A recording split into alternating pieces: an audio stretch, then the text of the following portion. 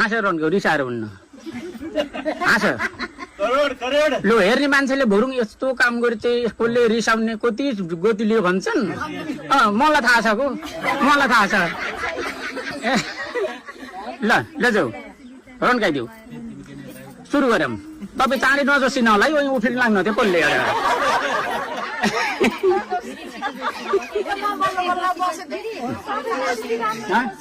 हल्का ल नबोल्नु है अब साथ भन्दा थन्प्यारो भो छोरो परदेश लखेटी